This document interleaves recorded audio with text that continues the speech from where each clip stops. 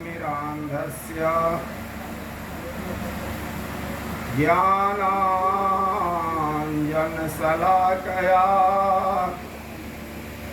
चक्षुरुन्मीलितं तस्मै श्री गुरुवे नमः। गुरु के सुमिरन मात्र से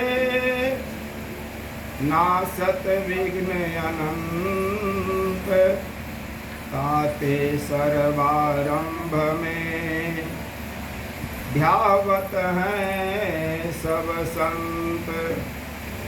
बोलिए सदगुरुदेव की जय, बंदी छोर कबीर साहिब की जय, भक्त भगवान की जय, उनके माता पिता की जय, उनके गुरु गोविंद की जय, उनके बाल गोपाल की जय, उनके समस्त परिवार की जय। सामने से लो वीडियो, वहाँ बैठो वहाँ। इनके याद में उनके सुपुत्रों के द्वारा यह ज्ञान यज्ञ का आयोजन किया। वे हमारे बीच नहीं हैं। श्रोताओं, जिस तरह से फूल खिलता है और पुनः मुरझा जाता है, उसी तरह से मानव जन्म लेता है। मानव जीवन की 4 अवस्थाएं होती है: बाल्यावस्था, कुमार अवस्था, युवावस्था और वृद्धावस्था। तो कुछ लोग जन्मते ही इस संसार से विदा हो जाते हैं, कुछ लोग कुमार अवस्था आते आते इस संसार से विदा हो जाते हैं, कुछ लोग जवानी प्राप्त करते करते ही संसार से विदा लेते हैं, और कुछ लोग चारों अवस्थाओं को प्राप्त कर इस संसार से विदा लेते हैं। की नाम रहे? मैं क्या की नाम रहे? तो आज श्रद्धा देवी जी के याद में उनके सुपुत्रों के द्वारा जो आज सत्संग और साधु भंडारा का आयोजन किया गया, इसके लिए उनके सुपुत्रों को, उनके पूरे परिवार को हार्दिक अभिनंदन। साधु श्रोताओं, श्रद्धा देवी जी चारों अवस्थाओं प्राप्त की, लेकिन सोचने की बात है उनके साथ क्या गया। धन गया, संपत्ति गई, भूमि गई, और उनके परिवार के लोग गया, बैंक बैलेंस गया, लाइफ इंश्योरेंस गया। इसलिए शास्त्र कहता है कि धनानि भूमौ पशवश्च गोष्ठी, नारी गृह द्वारे जना श्मशाने, देहश्चितायाम परलोक मार्गे धर्मानुगो गच्छति जीवेकः। इस जीव के साथ न तो धन जाता है, न संपत्ति जाती है, न भूमि जाती है, न पशु जाता है तो मात्र मालघारा तक। और उनके शुभ चिंतक लोग, मात्र रिलेशन के लोग, कुटुंब इत्यादि कहाँ तक जाता है? कंधे से कंधे मिला करके मात्र श्मशान घाट जाता है और कहता है राम नाम सत्य है, और सब का यही गत है। और सब लोग कहता है, ये जो एक आदमी आगे आगे बोलता है, जानते हैं वह किसको सुनाता है? मृत शरीर को। एक आदमी तो कहता है और सभी आदमी उसी को दोहराता है कि राम नाम सत्य है, सबका यही गत है। किसको सुनाता है? मुर्दा को। क्या मुर्दा भी सुनता है? हाँ, मुर्दा भी सुनता है। क्यों? जब यह शरीर से जब प्राण निकलता है तो प्राण को भी बड़ा अफसोस होता है। वह सोचता है कि इस शरीर में जब तक मैं था, जब से उससे हमारा रिलेशन था, तो कितना हमने शुभ कर्म किया, कितने तीर्थ भ्रमण किए, क्या क्या सुख और शांति हमने प्राप्त किया। लेकिन वह दूर से वह आत्मा देखती रहती है कि आज हम इनसे विदा ले रहे हैं। नहीं, तो वह आत्मा भी सुनती है। और जितने भी ये लोग कहते रहते हैं, जानते हैं, वो दुनिया वालों को कहते कि ये दुनिया वाले एक दिन तू कान खोल करके सुन ले, जिस तरह से अर्थी आज जा रही है उसी तरह से एक दिन तुम्हारी भी अर्थी इसी कांधे पर होगी।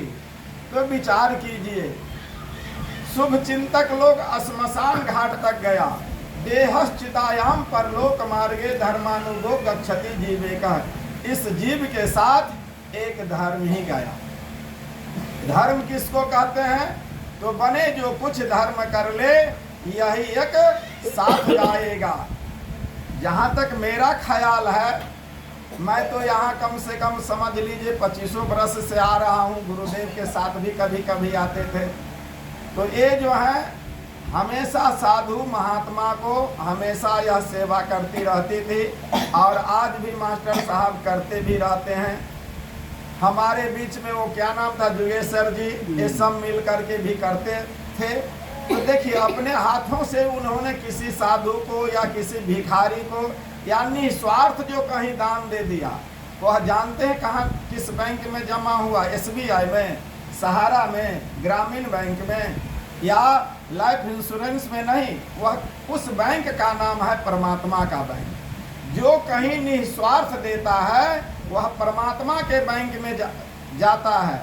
और मरने समय में उस जीव की यदि किसी प्रकार की इच्छा रह गई तो आना जाना लगा रहेगा। मरने समय में यदि किसी प्रकार की इच्छा नहीं रही तो क्या होता है, जहाँ आशा तहाँ बासा। मरने समय में किसी प्रकार की इच्छा रह गई तो क्या होता है, उस व्यक्ति को पुनः आना जाना लगा रहता है। लेकिन मरने समय में किसी प्रकार की इच्छा नहीं रही तो मोह से रहित हो जाना ही मोक्ष को प्राप्त कर लेना है। इसी बात को भगवान श्री कृष्ण से पूछा अर्जुन कि आखिर नहीं चाहते हुए भी लोग इस मृत भुवन में क्यों जन्म लेता है? तो भगवान श्री कृष्ण ने कहा था, या निशा सर्वभूतेषु तस्याम जागृति संयमी। अर्थात नहीं चाहते हुए भी लोग क्यों आता है? तो इसी बात को कहा कि जिस समय समस्त प्राणी लोग जागते रहते हैं उस समय में योगी या भक्त ध्यान लगाता है, नहीं अपने इष्ट को ध्यान लगाता है। तो ये जो थी श्रद्धा देवी जी, वह प्रार्थना वगैरह, संध्या वंदन, गुरु वंदना और जिस देवी देवता में उसकी आस्था थी वो बड़े ही सरल स्वभाव की थी।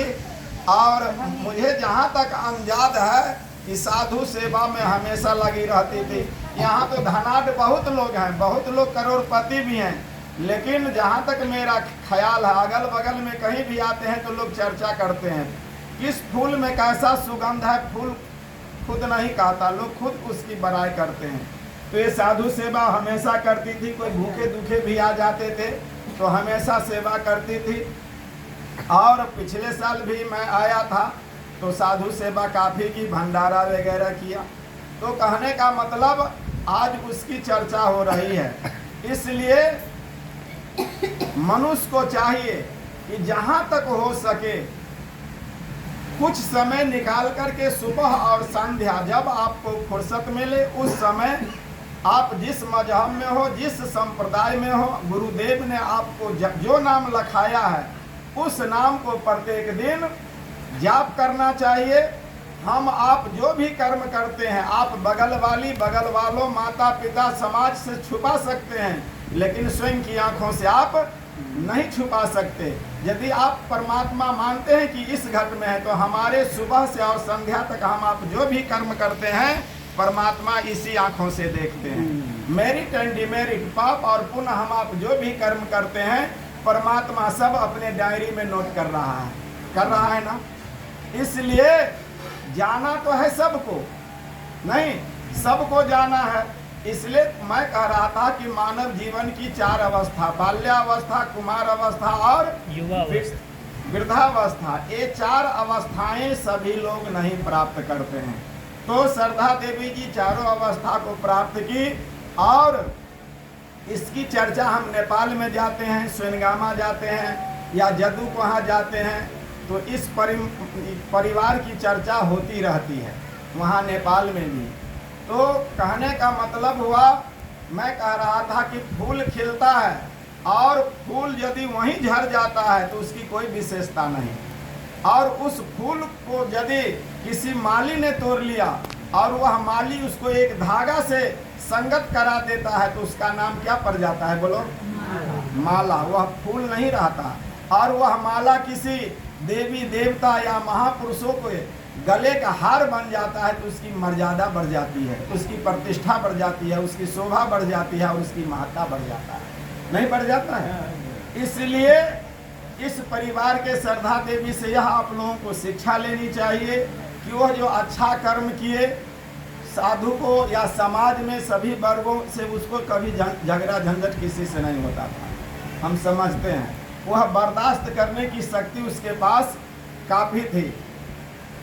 इसलिए हम लोगों को भी चाहिए, विचार करना चाहिए कि उसके साथ नहीं गया तो हमारे साथ कोई जाएगा। इसलिए कभी भी चोरी, हिंसा, बेईमानी और ठगी से धन मत इकट्ठा कीजिए। चोरी, हिंसा, बेईमानी और ठगी का धन आपके घर में कलह पैदा करेगा। पति पत्नी में जो जितना प्रेम होना चाहिए, भाई बहन में जितना प्रेम होना चाहिए, पति पत्नी, भाई बहन, सास ननद, भाई भौजाई में जितना प्रेम होना चाहिए, वह प्रेम को घटा देगा नहीं। और जिस घर में प्रेम का अभाव हो जाता है उस लक्ष्मी को आप बांध करके रखना चाहिएगा तो क्या रह सकता है? नहीं। इसलिए शुद्ध आहार खाइए। शुद्ध आहार का मतलब हुआ सात्विक आहार।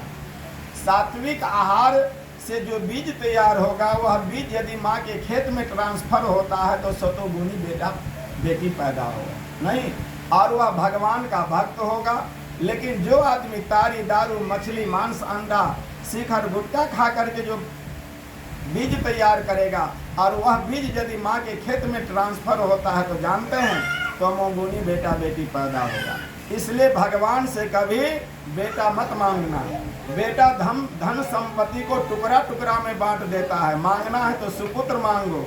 यदि सुपुत्र पैदा हो जाता है तो जानते हो, लिखा है शास्त्रों में, रामचरितमानस में लिखा है कि पुत्रवती युवती जग सोई, रघुबर भक्त जासु सूत होई। बच्चा तो सभी माँ पैदा करती है, लेकिन जो सुपुत्र पैदा करती है वह जानते हैं। और उस माँ के कोख से यदि सुपुत्र पैदा हुआ और कहीं साधु महात्मा बन गया या अच्छा कैरेक्टर हो, अच्छा व्यवहार हो, तो जानते हैं माता पिता का भी नाम रोशन करता है ना। इसलिए हम लोग अपने अपने बच्चों पर निगरानी रखें। बच्चे कहीं भी हैं, बच्चों पर निगरानी रखिए।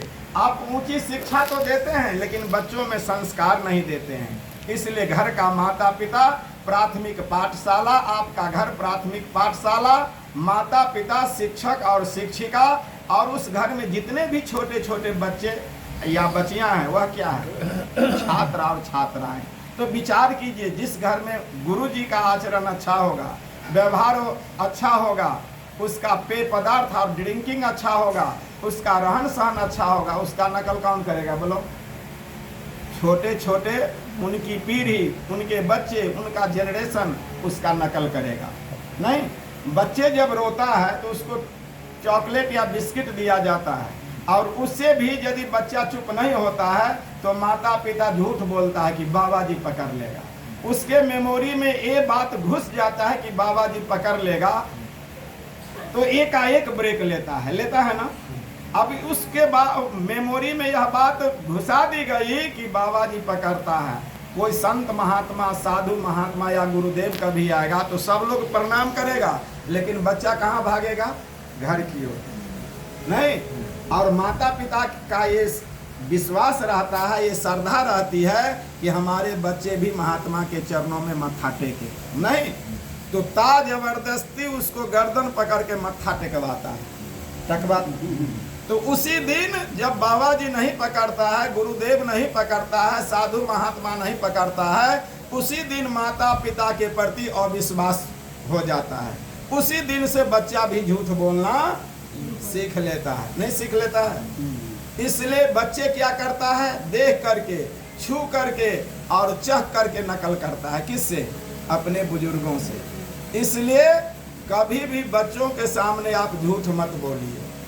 आज माता पिता का सम्मान क्यों नहीं मिलता है जितना सम्मान मिलना चाहिए? आप लोग कोई पौधा लगाते हो किस लिए बोलो? फल खाने के लिए। लेकिन माता पिता के द्वारा जो बेटा या बेटी रूपी पौधा लगाया जाता है किस लिए? भिन्न हो जाने के लिए। ये विचार की बात है। इसलिए माता पिता संस्कार दे। ऊंची शिक्षा तो आप लोग पढ़ा लेते हैं, लेकिन जब तक संस्कार नहीं दीजिएगा तब तक ना तो माता पिता की प्रतिष्ठा बचेगी नहीं, और उस बच्चा का भी संस्कार अच्छा आगे जा कर के नहीं रहेगा नहीं। इसलिए श्रद्धा देवी जी अपने बच्चों को भी और पूरे परिवार को अच्छा ज्ञान दिए थे, और भक्ति करती थी, आरती करती थी, धूप आरती भी करती थी हमेशा। हम लोगों को भी उनसे सीख लेना चाहिए, कभी किसी से झगड़े नहीं, कभी किसी से लड़ाई झगड़ा ना करे। यदि आप माता पिता होकर के अपने बच्चों, अपने बेटा बेटी के सामने झगड़ा करते हैं तो वह भी झगड़ा करना सीख लेगा, नहीं सीख लेगा। इसलिए विचार कीजिए कि हम लाइट जलाओ, लाइट जला करके लो तब अच्छा पिक्चर आएगा, तो क्या होगा? उसका संस्कार अच्छा होगा नहीं। कहीं भी आपके बेटा बेटी है तो उस पर नजर रखिए नहीं। और सात्विक आहार सब लोग खाने का प्रयास कीजिए। यही कारण है कि जिस घर में माता पिता सतोगुणी भोजन नहीं करता है, तमोगुणी भोजन करता है, तो छोटे छोटे बच्चे भी उधर की ओर चला जाता है ना। इसलिए घर में सबसे पहले यह सोचिए कि आप जितना कम हो सके झूठ बोलें। सदगुरु कबीर कहते हैं कि साँच बराबर तप नहीं। जो प्रत्येक दिन सत्य बोलता है, सत्य उपदेश करता है, कोई मंदिर मस्जिद नहीं जाता है, तो सदगुरु कबीर कहते हैं वह तपस्वी है। और लोग खूब मंदिर मस्जिद जाता है, खूब पूजा पाठ करता है, लेकिन झूठ बोलता है, तो सदगुरु कबीर कहते हैं कि वह पतित है। सदगुरु कबीर ने तपस्वी की संज्ञा किसको दिया? जो प्रत्येक दिन सत्य कर्म करता है और सत्य बोलता है, सत्य उपदेश करता है। सदगुरु कबीर तपस्वी किसको कहा? उसी व्यक्ति। तो साँच बराबर तप नहीं और झूठ बराबर पाप। पतित किसको कहा? पतित की संज्ञा किसको दिया? जो झूठ बोलता है।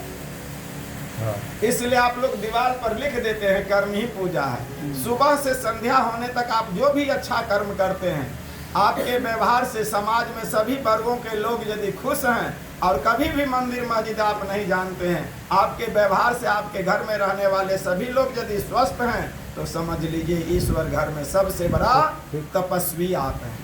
आप मंदिर मस्जिद खूब जाते हैं, कैरेक्टर लेस हैं, और आपका व्यवहार से लोगों का कष्ट हो रहा है, तो समझ लीजिए आप भगवान के भक्त नहीं हैं नहीं।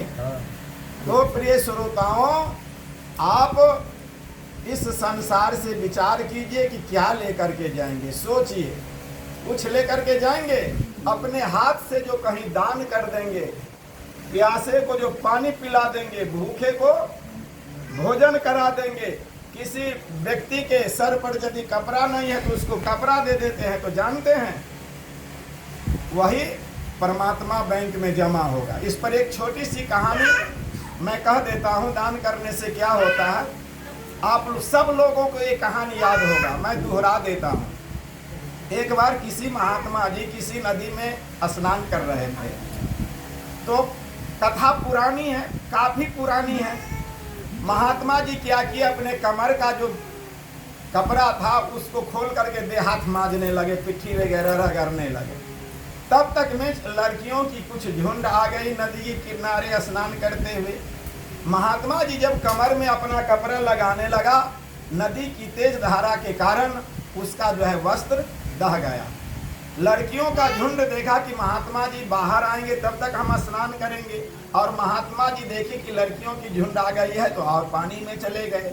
जब महात्मा जी बहुत देर तक स्नान करते रहे शर्म के मारे, तो लड़कियां लोग बोली कि बाबा अब आप बाहर निकलिए और मैं स्नान करूंगी। वहाँ से महात्मा जी बोले कि बेटी हमारा वस्त्र जो है पानी के तेज धार में बह चुका हूँ, तुम लोग किनारे खड़े हो, मैं कैसे निकलूँ। उसी में से एक लड़की बोली कि बाबा ठीक है, मैं अपने वस्त्र को फाड़ करके, आंचल को फाड़ करके मैं तेज धारा में डाल देती हूँ। यह बहते बहते हुए जब आपके समीप चला जाएगा तो आप कमर में वस्त्र को पहन करके आप निकल जाइए। अब आप लोग, मैं तो नाम नहीं कहा, अगले जन्म में वही लड़की कौन बनती है बोलो? सब लोग जानते हो, द्रौपदी। नहीं, दान देने से क्या होता है, इस कहानी को आप सब लोग जानते होंगे। वही लड़कियां जब अगले जन्म में द्रौपदी बनती है तो महात्मा जी को जब वस्त्र दिए थे, बाहर आए तो महात्मा जी आशीर्वाद दिया था कि बेटी तुमने किसी नंगे को बदन को ढका है, परमात्मा तुम्हें मदद करेंगे। नहीं, वही लड़की जब अगले जन्म में जब द्रौपदी बनती है तो आप लोग जानते हैं 100 गज का एक बार में दुशासन चीर खींचता था। नहीं, जब तक उस लड़की के पास, पूरी कहानी मैं कहूँगा तो लंबा समय लगेगा, कहानी आप सब लोग जानते हैं, मैं उसको सिर्फ आपके मेमोरी को रिचार्ज करना चाहता हूँ कि दान देने से क्या होता है। तब वह लड़की जब दुशासन द्रौपदी को हार गया महाभारत वार में, जुआ में, तो चीर खींचने का दुशासन को दिया गया। कथा ये कहती है कि 100 गज कपड़ा एक बार में दुशासन खींचता था ना। जब तक उसके पास शक्ति थी, जब तक उसके पास बल था, काबू था, तब तक वह अपने अंग को बचाती रही। लेकिन जब शक्तिहीन हो गई तो हाथ ऊपर उठा दिए और कहा कि हे वृंदावनवासी, अब मेरी लाज रखो। तो देखिए, वह महात्मा का वचन को पूरा करने के लिए उस समय में भगवान मथुरा में था। कहाँ था? लेकिन पुकारी द्रौपदी की हे वृंदावनवासी लाज बचाओ। नहीं, तो भगवान मथुरा से दौड़ा किसके वचन को पूरा करने के लिए बोलो? महात्मा के वचन को पूरा करने के लिए। और वहां से आया और जितने भी गोपियां की 16,108 जो वस्त्र था सब दे दिए। आप लोगों के यहाँ कोई गेस्ट आता है, धरा और वस्त्र मांगेंगे तो नहीं देती है आप लोग, लेकिन सभी 16,108 पटरानी के वस्त्र को भगवान लिए और दौरे चलाए, मथुरा से वृंदावन होते आए, क्योंकि वृंदावन वासी कहा ना बचाओ। तो वहां से आए और ऐसे गांठ दिए कि किसी को पता भी नहीं चले। जब खींचना शुरू किया, अंत में दुशासन जब थक गया तो दुशासन को कहना पड़ा, यह सारी है कि नारी है कि नारी ही की सारी है। कहानी तो आप लोग हजारों बार टीवी में देखे होंगे। मैंने एक याद दिला दिया कि दान देने से क्या होता है। इसलिए रामचरितमानस में भी लिखा है, पूर्व जन्मनि या विद्या, पूर्व जन्मनि या धनम, पूर्व जन्मनि या नारी अग्रे धावती धावती। जो पूर्व जन्म में धन दान करता है अगले जन्म में धनवान होता है। विद्या दान करता है वो अगले जन्म में विद्वान होता है। पराये माँ बहन को हे दृष्टि से कुदृष्टि से नहीं देखता है। उसको सती धर्म निर्वाह करने वाले माँ के कोख से सुपुत्र होने का अवसर मिलता है। और सती धर्म निर्वाह करने, मत बोलो, सती धर्म निर्वाह करने वाली पत्नी मिलती है। और वर्तमान में हम आप जैसा कर्म करिएगा अगले जन्म वैसा ही मिलेगा। इसी बात को शास्त्र में संस्कृत में लिखा कि पूर्व जन्मनि या विद्या, पूर्व जन्मनि या धनम, पूर्व जन्मनि या नारी अग्रे धावती धावित। वो रामचरितमानस का था, ये शास्त्र की बात है, अर्थ वही होगा। नहीं, इसलिए हम लोग मोटा मोटी तौर पर कभी भी घर के जो खंभा है माता पिता, घर के जो गुरु हैं माता पिता, उसको स्वप्न में भी अनादर न करें। नहीं, प्रथम गुरु कौन है? माता पिता। स्कूल कॉलेज के जो गुरु होते हैं संसार में जीने की कला सिखाता है, लेकिन आध्यात्मिक गुरु जो होते हैं भव रूपी संसार सागर से पार होने की कला सिखाता है। दोनों गुरु की आवश्यकता होती है ना। इसलिए हम मोटा मोटी तौर पर इतना समझिए कि हम जो भी कर्म करते हैं आप समाज से छुपा सकते हैं, लेकिन आपके अंदर जो सर्वशक्तिमान परमात्मा है वह आपके सभी कर्मों को इसी आंख से देख रहे हैं जो आपके पास है। नहीं, इसलिए अपने कर्मों से डरिए, अपने अशुभ कर्मों से डरिए, नाजायज कर्मों से डरिए। नहीं, कर्म ही पूजा है। आप लोग जो मंदिर मस्जिद जाते हैं, मंदिर में एक बार पत्थर चला जाता है तो जानते हैं वह भगवान बन जाता है। लेकिन यह मानव, यह मनुष्य हजारों दिन मंदिर जाता है लेकिन नालायक का नालायक ही रह जाता है। नहीं है ना? और एक बात मेमोरी को रिचार्ज कर लीजिए कि कफन में जेब नहीं होता। कफन में जेब होता है? कुछ लेकर के गई श्रद्धा जी, कुछ लेकर के गई, कफन में जेब नहीं होता। इसलिए सदगुरु कबीर ने कहा, बने जो कुछ धर्म कर ले, यही एक दो वीडियो बनाओ, उसको काटो ना, लंबा वीडियो मत बनाओ, उसको YouTube पर